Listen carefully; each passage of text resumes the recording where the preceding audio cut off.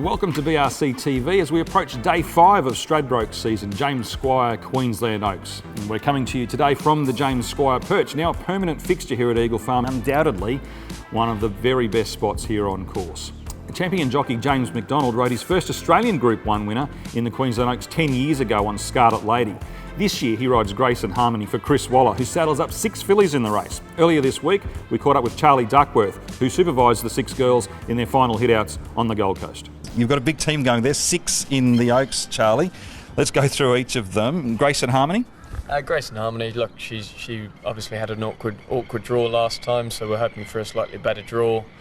James will keep the ride, providing he gets off his suspension, which he appeals tomorrow. So I guess we'll have to work out a replacement rider when we get to that point. But she's come through the run really well, and she's certainly on track. Signora Nera, she's been really consistent. Yeah, she has. Look, whether 22 over as opposed to the 24 is really in her favour, I'm not quite sure. But her work, as you would have seen on the vision this morning, was really sharp. So we're happy with her. Charms Star is only relatively new to the stable, but she caught the eye in the roses. How's she come on since then? Yeah, she's come on really well. She's actually really thrived since being up here. She didn't eat that well in Sydney, but she's eating much better up here.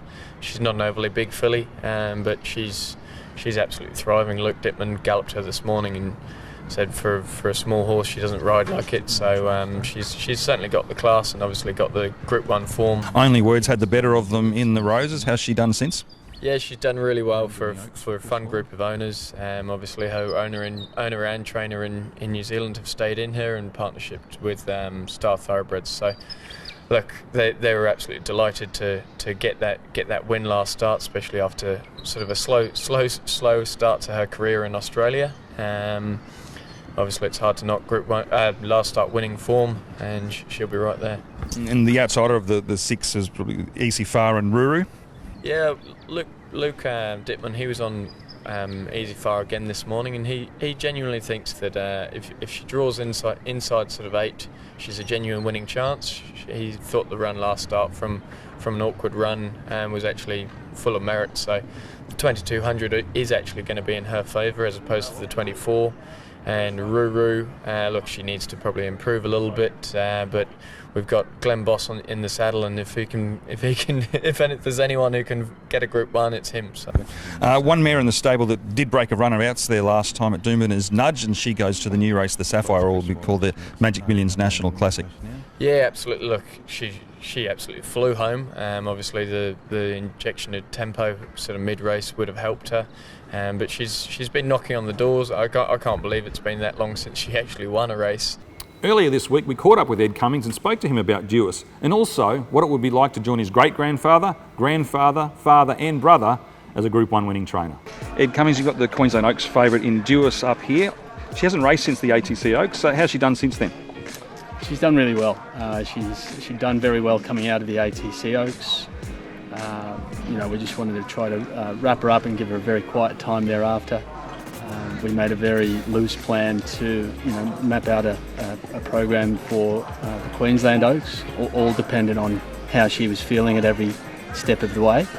And I would be very happy to report that she's done everything really, really well since then. So a good trial, great work in between. She had a gallop on the course proper at Eagle Farm last Saturday, and her work this morning was excellent. On a personal level, what would it mean for you to win a Group 1 race? They're always special. I'm lucky that I've been involved in a few, but it's probably been long enough that I thoroughly enjoy the experience once again. The fact that I'm out on my own and I've been doing it on my own for the better part of 2 years now adds a little bit more flavour to the feeling. Last month, Media Award won the Australasian Oaks in South Australia at big odds, but she'll be a lot shorter in Saturday's Queensland Oaks. Trainer Chris Calthorpe has been with her in Queensland for a couple of weeks now. But as we discovered this week, Chris has also been an integral player in bringing a lot of horses to Queensland for the carnival. Here with Chris Calthorpe this morning ahead of Media Awards tilt on the Queensland Oaks. You've been here for well over a week now. How are you enjoying it? Yeah, loving it, Nathan. Weather's perfect, facilities are great.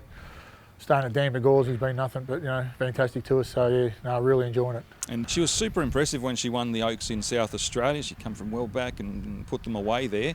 How have you sort of kept it ticking over since then? Look, she's not a big filly, and she's very, very fit and very clean-winded, so she doesn't take a lot of work.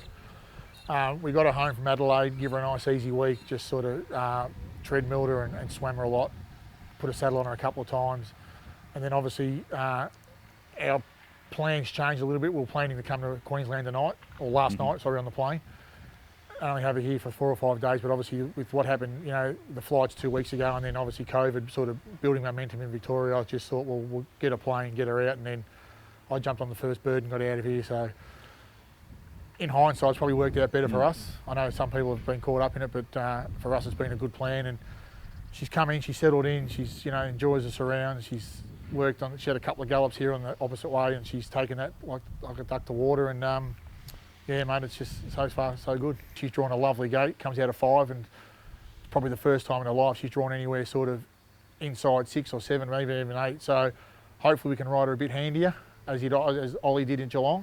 But look, it's an even bunch of fillies. They're 3-year-old fillies. It's a Group 1. They don't give them to you, and I think there's a bit of pace in it too. I think all the pace is drawn outside, so hopefully that'll keep us in good stead too. Touched on how you had to change plans because of the flights. That's your other business, obviously, putting horses on flights, getting them interstate, and it became pretty hairy there a week or 2 ago, didn't it, in terms of whether it would be able to go ahead? Yeah, 2 weeks ago, I was coming up, myself and Luke Oliver. He had his horse in the lead up to the Derby, and late on the Tuesday night before we flew out, we had a phone call from the health department saying there was issues with myself and Luke due to the plane coming from Hong Kong. And we didn't understand why it was happening because we'd been coming up here for the last month, and no one had said boo. So that sort of threw a curveball at us. And obviously the plane didn't come, so Luke and I didn't want to go in 14-day quarantine when we got up here. So obviously I got on the front foot the next morning and rang Simon Stout and Mary Collier from Brisbane Racing here, and they got on the health department and we sorted it out.